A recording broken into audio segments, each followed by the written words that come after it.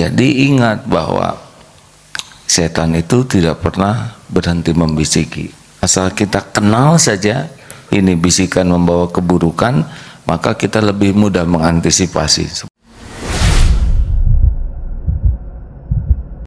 Mengingat sesuatu. Ingat rumus kita sederhana ya, mata kepada ciptaan, hati kepada pencipta. Karena tidak ada satupun yang ada di alam semesta ini kecuali ciptaan Allah. Kalau mata kepada ciptaan, hati kepada ciptaan Allah, ada yang kurang. Karena Allah menciptakan semua ini untuk mengingatnya. Jadi kalau saudara melihat A'agim hanya ingat ke A'agim, ada yang salah. Harusnya ingat ke saya, ingat ini makhluk ciptaan Allah. Kelebihannya pasti karunia Allah, kekurangannya adalah itulah keterbatasan makhluk, kelemahan makhluk. Wah, semalam takjub bisa menulis sebanyak itu. Kalau kita melihat kecerdasan beliau, saya baca IP-nya 3,98, udah 4, kalau 4 itu sudah A semuanya ya. Ya berarti ini Allah yang menciptakan. Kita punya kesempatan untuk belajar banyak dari beliau. Pada saat yang sama kita pun harus mendoakan beliau, karena setan pasti menipunya lebih canggih. Model-model kita ini ditipu oleh setan bodoh saja bisa nurut. Siapapun yang berdakwah tampil di depan, itu setannya pasti lebih gigih untuk menggelincirkan, karena strategis sekali. Nauzubillah kalau seseorang yang diuji dengan popularitas kemudian tergelincir, maka akan menggelincirkan banyak sekali orang. Tidak hanya dirinya, keluarganya juga diuji. Dan kita harus menyadari berapa jumlah takwa. Kata takwa kemarin di Al-Quran 115. Lawannya kata takwa apa? Fujur. Fa'alhamaha fujuraha wa taqwaha. Ternyata 115 juga. Malaikat berapa ditulisnya? 88. Itu malaikat sempurna ketaatannya dan tidak punya pilihan dan tidak pakai ikhtiar untuk taatnya, karena memang didesain untuk takwa. Nah, setan berapa kali disebut di Al-Quran? 88 juga. Setan ini bagian jeleknya. Nah, kita ini terserah kita mau mendominankan yang mana. Allah menciptakan kita dalam surat tuh, kalau saya begini langsung gini ya, Ustaz, kesana papan tulis, Ustaz, yang mana Ustaz? Saya tuh nggak hafal-hafal tuh karena dikelilingi oleh para ustaz. Jadi Ustaz ayat berapa? Begitu kelebihan saya tuh. Jadi banyak bertanya. Nah, hadirin sekalian, a'udzubillahi minasyaitonirrajim, fa'alhamaha fujuraha wa taqwaha. Jadi Allah sudah mengilhamkan. Pernah suatu saat kunjungan ke sebuah penjara. Di dalam penjara itu ada satu kamar satu orang. Dari sebuah tempat, badannya kekar, penuh dengan tato, tapi di kamarnya ada boneka 2. Bang, kenapa ada boneka ini? Kalau saya rindu anak saya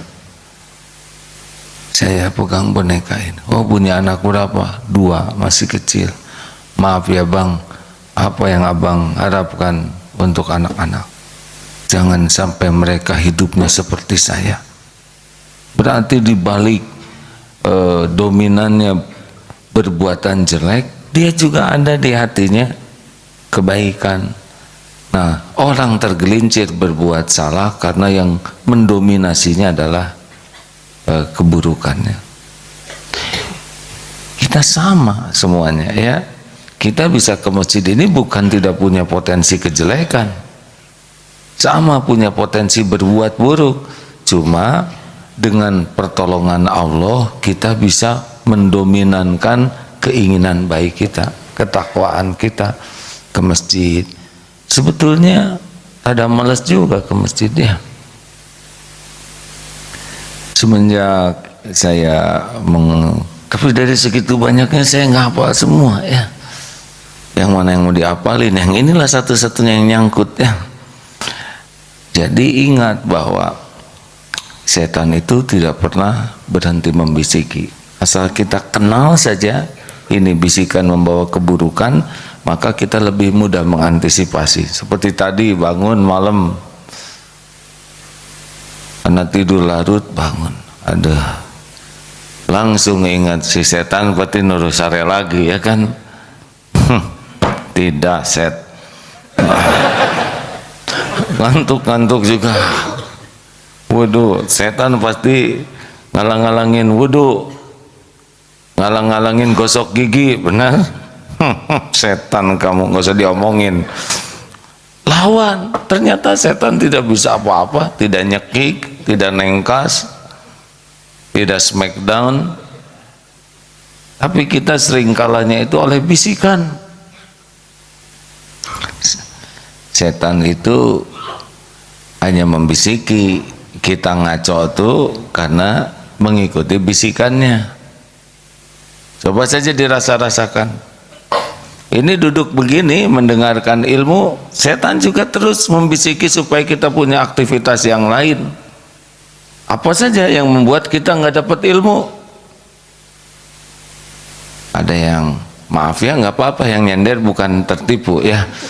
Nyender kamu, nyender. Saya sering begitu kalau Jumatan. Nyender, siap. Nyender, tenang, tenang. Kenapa ujuk-ujuk komat begitulah. Ada kesalahan nih imamnya, nggak terlalu cepat khutbahnya. Dan ini kadang kita tidak mendeteksi ini bisikan siapa, benar? Mungkin ini yang harus mulai kita latih pada diri kita, yaitu mengenali pembisik-pembisik ini, supaya kita segera sadar di dalam mengambil keputusan mana nih.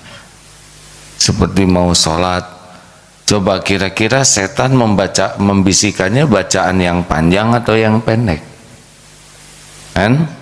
Surat Al-Baqarah atau Al-Ikhlas. Kita punya kecenderungan mau baca yang pendek, yang rada-rada ketipu. Sayalah gitu, jangan nyebut kita. Saya juga suka dikibulin aja. Nah, caranya adalah lawan dengan baca yang setan tidak suka, tidak apa-apa. Dia mau yang pendek, keluarin minimal sabihisma. Kelenger. Keluarin Ar-Rahmannya, dia mau wal asri Ar-Rahman, ngejengkang tadi, kita yang ngejengkang. Jadi sekarang kita punya strategi nih, setiap dia ngebisikin, lakukan lawannya. Setuju? Coba punya uang nih, sebentar lagi kan kotak infak lewat. Kita harus mengenal ya, bisikan mana yang memaksa kita ngeluarin 1000-an. Kita ngeluarin berapa? 50 ribuan dengan 1000-an. Coba hadirin, sudah bisa dikenali enggak bisikannya? Saya tidak mau menjelaskan bilangan, hadirin saudara sudah mulai tertekan. Was mongol teh ulah tutong 50 gede teuing ya. Kamu kan harus ongkos pulang, belum lagi sarapan. Nanti di jalan harus naktir teman, siapa tahu ada teman kelaparan, pakai dalil akhirnya kecunut 1000. Ada ikhwan lagi turun, akhwat lewat, sebutin bisikan setan apa? Ikhwan? Hah? Apa? Jangan malu-malu, saya tidak mengatakan saudara yang ngebisikin ya. Pasti ada bisikin. Lihat. Bagaimana tindakan kita? Kasih tahu si akhwat-akhwat, saya tidak akan lihat. Nah. Oh, Qadul basot. Mungkin begitu ya langkah sederhananya ya. Sambil kita berdoa, a'udzubillahi minasyaitonirrajim.